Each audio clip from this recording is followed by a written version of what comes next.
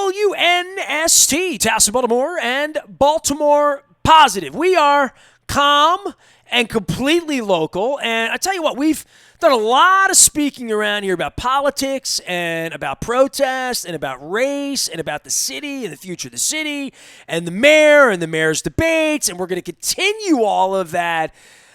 But on the other side of this, I have a dear friend of mine, Todd Schuler, joining us here from Blondell, Miller, Schuler, our friends over in Essex, and a former politician. And as you like to kid yourself, you were a successful political candidate and then a failed political candidate. Now you're back in the space of taking good care of the people of Essex with good family law and good, if you get in an auto accident, if you have workman's comp, you have issues like that, they call you. But I call you for political advice, and I threw my hat into the ring last week, and I'm sure you saw it out on social media in regard to Sheila winning versus Brandon winning. We now have a Sheila concession speech. Brandon is the Democratic nominee. He gave a lovely speech on his grandparents' lawn over in Park Heights, and I like Brandon, you like Brandon, but this is where we get together on the other side of a primary election, right, where there were mail-in questions, and the first district was a mess, Zeke Cohen, and everybody's counting votes, and Sheila's counting votes. Sheila went to bed for like a week and a half thinking she'd won, right? And so this is everything you warned me about 6 weeks ago, Todd Schuler. Well, I've lived through it myself, and number one, in politics as in life, never take advice from a loser. So, but my first election that I won, I went to bed on election night up 280 votes, and it took a week and a half to count the remainders, and I ended up eking out an 85-vote victory about 10 days after Election Day. So I know what both of them, Sheila and Brandon, went through, sort of sweating it out and watching the votes trickle in and things move around. I drove to the beach, and Sheila was ahead, and by the time I woke up on the second day, Brandon had won. Like, it really was kind of crazy how it moved, right? And I was a Sheila candidate, right? Like, to me, 18 months ago, and you know this, I mean, you and I sat at Pizza John's, where I'm drinking from my Pizza John's cup, by the way. Big thanks to them and all of our sponsors. But you and I sat together, and I said, I believe she's going to win, and I believe if she wins, I can become a true political candidate in a way that would allow me to win, right? I don't want to be a political candidate. I either want to win and affect change or not run. And that's not to say I'd be arrogant enough to think that I was going to win. I thought I had a chance to win. And I think that's all anyone really believes is, do I have a chance to win? Otherwise, you're running a clown car, and that's not what I'm about. It's never been what I've been about, Well, yeah, the narrative to run against the Sheila Dixon is a pretty open narrative, whether fair or not to her. She has past corruption tying her up, and that's a narrative I think that somebody can come in with as an insurgent and say, look, is this fair to her or not? Is this the reputation that we want Baltimore to have, right? That's how I felt. And by the way, I liked Sheila far more than I thought I was going to like Sheila, right? Like, I never met Sheila when she was the mayor. I was in Santoni's when she cut a ribbon over there for a place that's no longer there. My dear friend Rob Santoni, running Wise Markets out in Fullerton, doing a great job. I socially distanced and bought a bunch of stuff, and he's been my friend for 30 years, his family. But, there's a family there that, that's the one time I was in the same produce department with Sheila Dixon. I never met her, never voted for, never voted against her. I voted in Baltimore County for forever because I own property there. My mother voted till she was 98. And it was a big deal for my mother to vote because the day she was born, she wasn't born with the right to vote. She was born a year before the right to vote came along, literally. So my mother took it a whole different level of what voting meant to her. But Sheila, I had never met her, and I sat down with her, and I remember calling my wife coming out of Lexington Market on a cold day in January and saying to my wife, I liked her more than I thought I was going to like her. Like, if I became mayor, I think she would be an incredible public servant. I think she'd be an asset to an administration. I just don't think she can be the face of Baltimore. And neither did the 44,000 people that voted for Brandon. The weirdest part, Todd, and this, you are the first public conversation I've had about this. So, I mean, I want to be completely, and I'm releasing a lot of my togetherness strategy this week and whatnot. I I am amazed that we're just doffing our cap to Brandon Scott, who's a 29% candidate, right? Like literally, he got 29% of the votes, and no one's going to sort of appeal it or run against it. If I thought I could win, I would run. I don't feel like anyone's going to beat Brandon Scott in November, right? I think that he is. I mean, he's young and he's a message guy. I know him only very tangentially. I mean, Senator Corey McRae is a friend of mine, and I know Brandon through Corey. Basically, Corey was worked on my campaigns, as a volunteer. He's an electrician, union electrician, and I sort of ran with a lot of the union stuff. And then I helped Corey out after I was out of politics, but I only know Brandon through him. But he seems like, he's got the face and he's got the message, and I wish him the best. Certainly, as you know, we need a hero. Where's Batman? No, that's why we put this whole thing together, right? Like I 2 summers ago had a bad experience in Baltimore. Not an awful experience, but an experience that I thought, this is fixable. You know what I mean? There's certain elements of crime and gang activity and drug activity and affordable housing. All of these issues. Some of them are really education. I mean, all of that. Those are big, big issues. But how do we feed a parking meter in Fells Point and help business? How do we tell Amici's at 2 last Friday they can be open? How do we deal with outdoor seating and COVID? How do we keep gunshots from going off at 3 a.m. with Zeke Cohen in Fells Point last weekend? There are big things, and then there are things like just getting the trash off the street that should be manageable. Some of the potholes should be something we get done. Education, harder, a lot the bigger boulders, right? But I got involved 2 years ago because I was pissed off, and then I went to sell my condo and found that there's no market to sell my condo. I cannot leave, right? Like literally, I cannot leave, and therefore I must fix it. And that's when I started to muscle up a year and a half ago. And, Baltimore Positive became something that I've become very involved with. And we're going to be making some brand announcements here later on this summer as well in regard to my Togetherness campaign and what I've been trying to put together with people like you. But what I have found, Todd, man, there are a lot of really good people trying to lift Baltimore. And if Brandon Scott's the guy in the middle of that can be the straw that stirs the drink, great. But I also know that 70% of the people that filled out a ballot like me, and I'm one of them, didn't vote for Brandon Scott. Now, whether it was Theroux or TJ or Mary or, Sheila, wherever it is, I don't know where that thing sort of becomes a coalition for Brandon. He won fair and square. He got 30% of the vote. I do find it fascinating that no one's going to challenge that, and he's going to roll in. And more than that, the businesses that bet against him, 70% of the people put their money with Sheila or Theroux or these other people and these other campaigns that really didn't have the agenda that Brandon's going to have. I know there are many, many business owners in the city because they've reached to me, right, through my Togetherness announcement in saying, I've owned a business for 25 years. I've done nothing but deal with local small businesses. It's what Blondell Miller. It's what Blondell was before it was Blondell Miller, Blondell Miller Schuler, right? So it's what Pizza John's is. It's what Raskin Global is. It's what Royal Farms and all these businesses are. Taharka. They are local businesses. It's all I've ever done. It would be the strength of my campaign to say all I've ever done is know and understand local business. To my knowledge, Brandon's never really run anything. So, and I think business is concerned about that. But that's not where we are in 2020. It's not what people want to hear about. But the business of running a $1.4 billion business of the city of Baltimore and how depressed it is losing 30% of its revenue through COVID the last 3 months when it's already in a sad state. This is where we're going to pick this up and say, we go from cheerleading for Brandon to saying, Brandon, where's the answers? And I don't know that anybody has the answers to some of that stuff. Well, another thing that terrifies me, and of all the sort of permanent patterns that'll change as a result of the last several months, where's commercial real estate? Isn't that the backbone of downtown, right, is having those office buildings filled up with people? My neighborhood.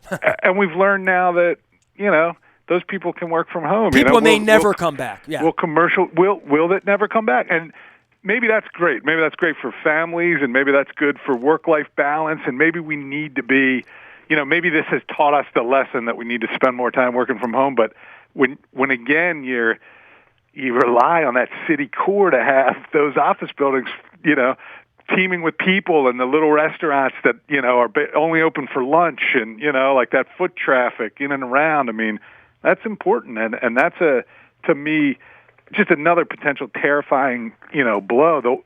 The one very positive, though, for Baltimore is with all of the civil unrest, how relatively peaceful have we been?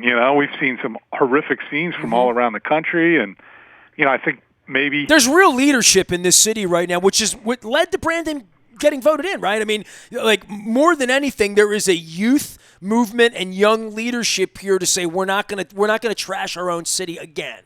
Sure. That's not going to lead to anything good in 2025. It didn't lead to anything really good in 2015.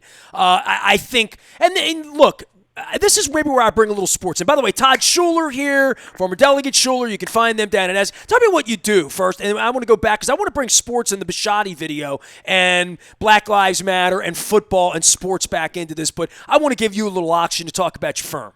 So thanks. And we're a personal injury firm. And that basically means that anytime somebody's hurt, that not necessarily a lawsuit, maybe a workers' compensation claim, or maybe a lawsuit, for any type of injury. If it's a construction accident, if it's a car crash, whatever else it is, we represent plaintiffs. And we do so, as is the industry model, without any upfront costs. When you call us, you get a free consultation. We come in, we sit down with you, we discuss your options. Maybe your option is something that you didn't even think of. Maybe you don't have a claim at all, but there's an avenue for you to pursue Social Security disability or some other government benefit, or any way we can point you in the right direction, we do. And then ultimately, if there is a legal action, either a workers' comp claim or a lawsuit, we get paid out of the recovery. And that's, like I say, every time you see a firm on the back of the phone book or anywhere else, that's how that works. We're not novel in it, but it does take, I think, a little of the anxiety of calling out of people when they know that, they're not going to get an hourglass, turned over as soon as they walk in, and a bill when they walk out the door. So I call it a taxi cab ride is what I would always call it. There you go. Blondell, Miller, Schuler, you can find them at damngoodlawyer.com. And Todd Schuler joins us to chat about things. This is where I want to bake in the stick to sports thing and the knee and the flag. And Friday morning, finding the Steve Bisciotti video with Ozzie and Aaron and Lamar. I mean, everybody involved in it. And where the knee is gone and where the country's gone. I took the knee in Wembley. Put a picture up. I got annihilated from, Essex to Bel Air to Westminster and all the way around by certain factions. And other factions said, hey, my grandfather went to Korea, went to Vietnam, went to, Germany, South Pacific to fight for the right to free speech. And, I always thought the knee was something, there was something very civil about the knee and something very deferential and taking a knee before God, before your creator, we take knee in church, whatever church you go to, you tend to bow or kneel to show that there is something greater than you, like truth. Let's start with that, or your creator, right? And it got twisted around with a flag and with Trumpism, and it's turned clearly the last couple of weeks. I don't know what the crystal ball holds, Todd. I'm beginning to wonder, what does September 15th look like in this country where COVID in 22 states this week's going the wrong direction? Is it an empty stadium? Is it 1 in every 10 seats? Do they play it all? Harbaugh gets the rules and says WTF. Goodell is doing apology videos in cardamom sweaters, and Bisciotti's doing a video, but Jerry Jones can't be heard from. And I am fascinated at the dynamic of all of this and how we're going to bring football players together without masks and have them roll around for 6 weeks in a training camp and sort of pretend there is no virus, which is I think we've gone in to pretend there's no virus. We've been in a couple of weeks of that. Well, my neighbor is a big European soccer league guy, and we kick it around the neighborhood, drinking beers and watching these soccer games, watching the German league and the Spanish league. No and all fans, these, right? Empty, it right? feels good to be watching sports, as to the knee, wasn't Drew Brees obviously, and it cuts people. I had another discussion with a neighbor who was still going to be boycotting the NFL because of what Goodell came and corrected with, and I know that it deeply cuts at people, and I don't know what's behind that, but I thought that Drew Brees... Well, it's a different interpretation of the flag. I mean, literally, it's a symbolic, right? I mean, literally, it's symbolic, but it's not. It's tangible, but it's not. You can't burn it. You can't walk on it. You can't drop it. You have to show reverence to it, and everybody has it. Maybe it's because of their grandfather. Maybe it's because of their patriotism. Maybe it's because of their religion. Maybe it's because of their politics. I don't... But everybody looks at it and feels and sees something different in the same way they look at the Confederate flag the same way, right? Literally. Yeah, I mean, it's all very visceral, and it's all stewing and stirring right now in a way again, I wasn't around in 1968. I don't know what it was like other than history, but the notion that we're not part of a significant piece of history that's cutting on many fault lines, and, as COVID has kept us hidden in our house, and there's been the environmental corrections that have come along. And then this Floyd video is the absolute worst video of police violence that has just been recorded from start to finish. Can you imagine, talk everybody about your background. You were a delegate. Give everybody your background as a politician and who you served and how, and then run me through how if George Floyd would have happened where you served. What happens when that happens to a local politician when one of your constituents has a knee for 8 minutes and 46 seconds on his neck? Well, so I represented Overley and Parkville and Perry Hall and Rosedale, and I came in at a time when it was a very swing district, and it still is. All legislative districts are represented by a senator and 3 delegates, and mine has almost always had 2 Republicans and 2 Democrats, and it's working class. That's balanced, though, Beltway right? neighborhoods. Yeah.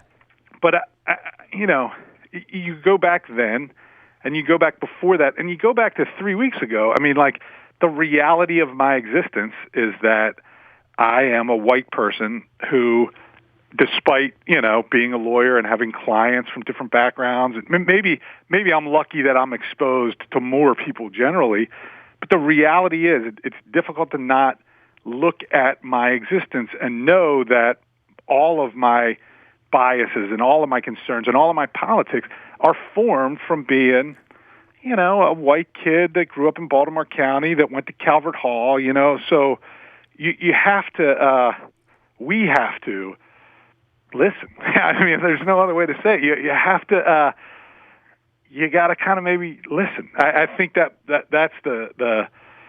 the best thing that we can do. I have my opinions, and I'm progressive, and I consider myself, I vote for the Democrats, and therefore I am civil justice. Oh, it's incredible how we go from 8 minutes and 46 seconds of a police officer's on a guy's neck to we shouldn't have police anymore. It's crazy, the defund the police. I don't know who came up with that as a slogan. That's not a good slogan. No, that's not a good slogan. It's definitely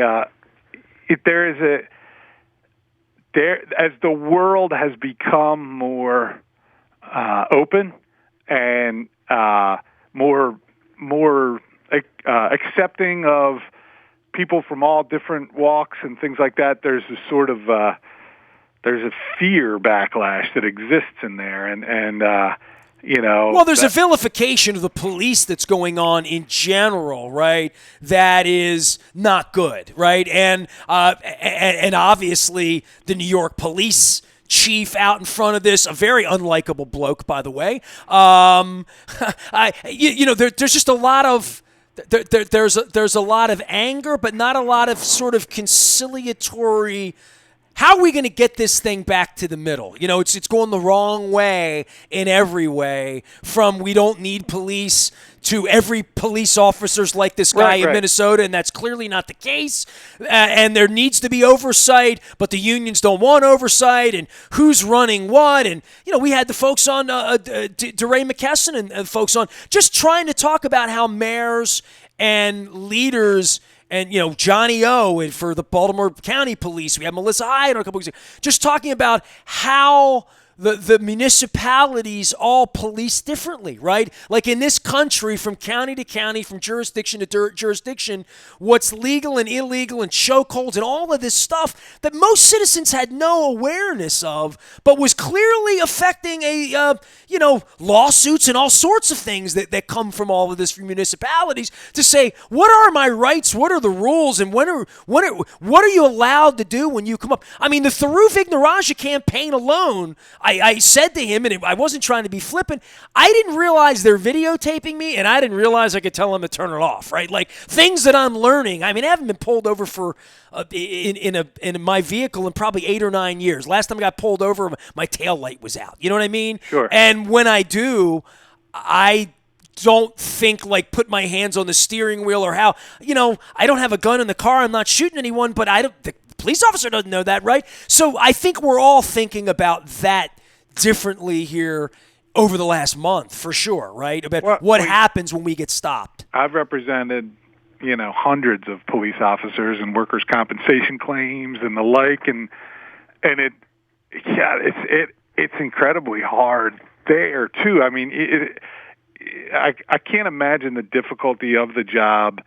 Obviously, it's a stress that you carry with you constantly, that your life and physical well-being is in danger the minute you start your job, you know, the minute you go to work.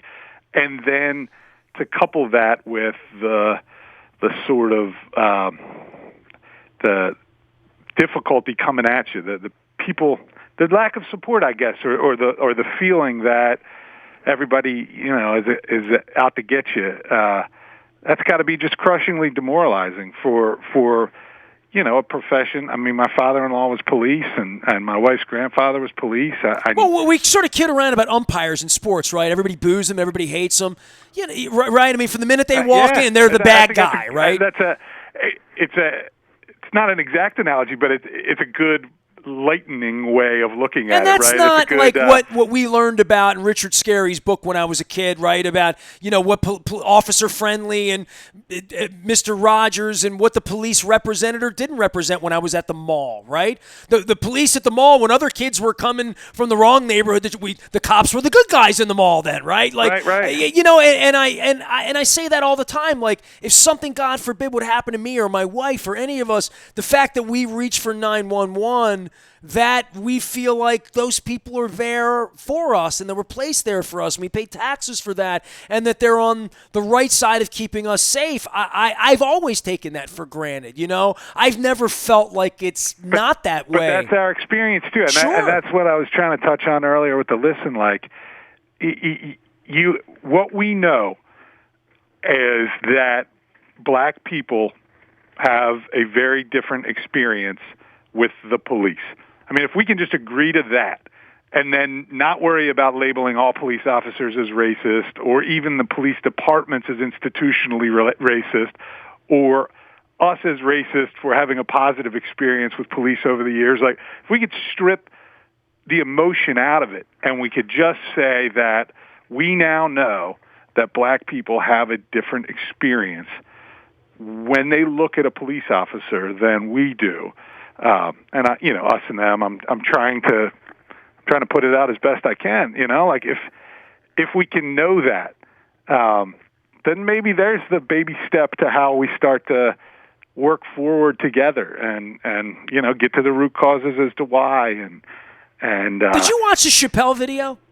I read the Jimmy Kimmel series of Twitters, but I didn't watch the actual video. The 8 minute and 40s. Well, the Jimmy Kimmel thing came out earlier than that, right? Like, so the Jimmy Kimmel thing was unbelievable, right? It was just a summary of the video, right? And then the actual.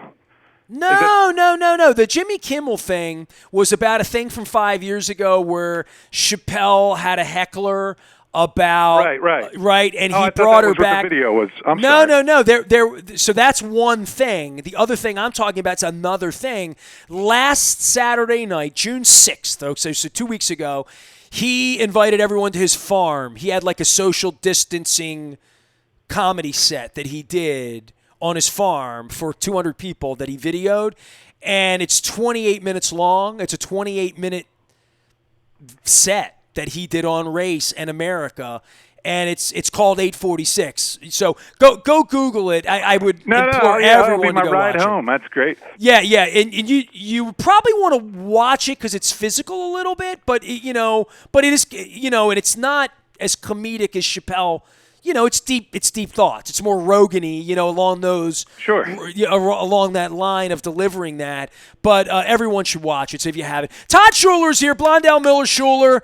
They do good deeds and take care of people in Essex, and they're a damngoodlawyer.com. Your Maryland workers' compensation lawyers. You can reach them at 410-687-7878. Anything else you want to give or a little oxy? I've been asking everyone what they really think's going to happen to sports, because that's sort of the center, now that I've moved away from the election a little bit and on to other things. But just like, is baseball going to play? How and if and why? And football, like, what's the expectation? Do we really expect that Lamar Jackson's going to be running around in an empty stadium 9 weeks from now and playing football? Is that I gotta hope so. I mean, come on.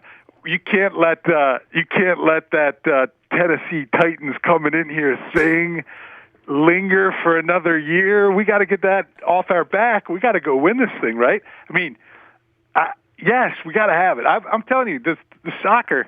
I've never been a soccer guy, and I don't even know the names of the teams I'm watching, but I know I'm watching the blue live team sports, and the white team. I'm jonesing. I think hockey and basketball, if I'm them, I fold it up. Don't they start their seasons in September? I mean, like, I don't know what the effort to try and get in like a playoffs now is. I mean, I guess I welcome it, but money. That's it. Yeah. That's it. Yeah. And then the same thing that's going to keep baseball right apart is money. Right? Oh man, I was going to say, it's a good thing we have this pandemic and all this unrest and it's summertime, because I would be talking about these baseball idiots if it weren't. You know what I mean? Like, you're old enough and I'm old enough to remember when it was really, really a big deal, right? And like them just shutting down a season or playing or not playing, we'd all be like sitting on the edge of our seat and waiting and all that. And instead, it's just more like we're all yawning. And even if they do play here, they're going to play 48 games and go 14-34 or whatever the hell it's going to be.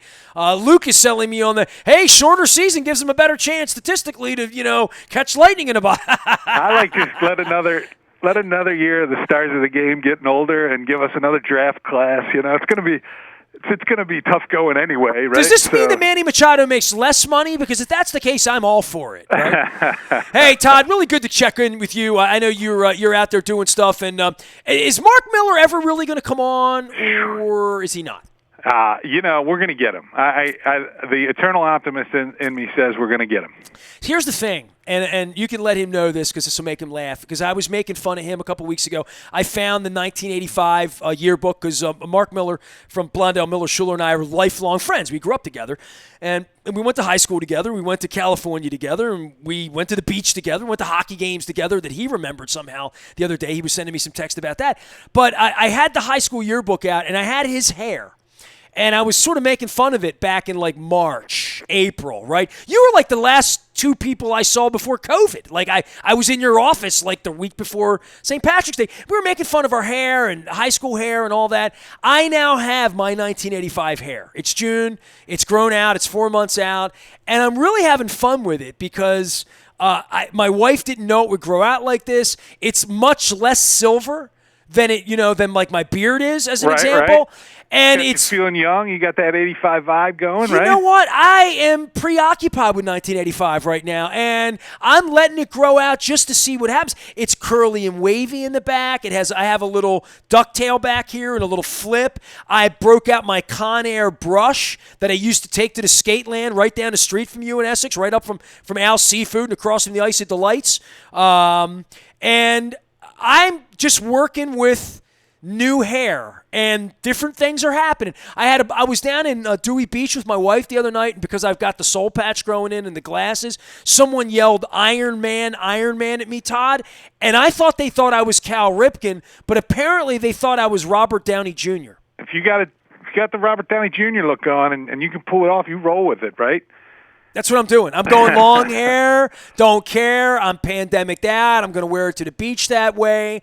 And I'm just seeing what 2020 has been quite a coaster ride, brother. That's all I'm going to say to you. But at some point, Mark Miller will do radio with me. Do you think that'll – right now, if we have to go odds on that, better odds on that happening or Lamar Jackson literally playing football in a real game? So the over-under would be like Labor Day. I think we get them both done by Labor Day. Really? And, yeah, I think good things are coming. We're in for a long ride with everything that we've discussed with the racial picture in America, with the virus working its way out, and the economy recovering. But we're going to start to see glimmers of positivity come in, and maybe Lamar and Mark coming on the show are probably the two first little canaries in the coal mine we're going to see. Tell Miller the first thing we talk about when he comes on, and we can talk about Blondell Miller Schuler, and we'll get to sports or whatever he wants to rib me about, because I'm sure you're gonna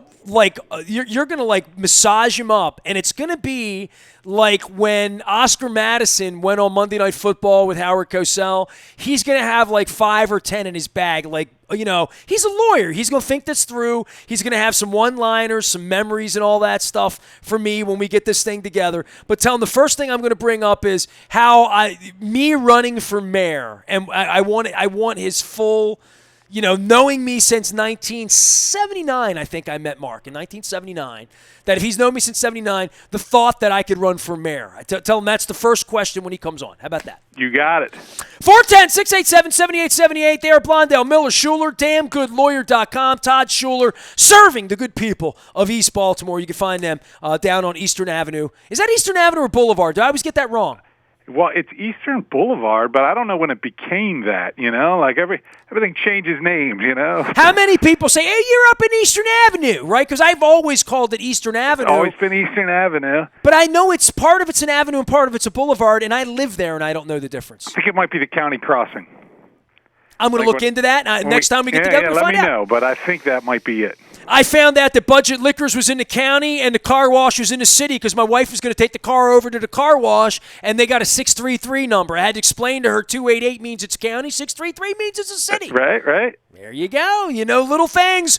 Blondell Miller Schuler, damngoodlawyer.com, 410-687-7878. Todd Schuler, my pal, and sometimes foil for all sorts of WNST and Baltimore Positive Radio. I am Nestor. Nasty at WNST.net finds me. I was a damn good sports radio show host, and still am. Keep it calm, staying local, and always Baltimore Positive.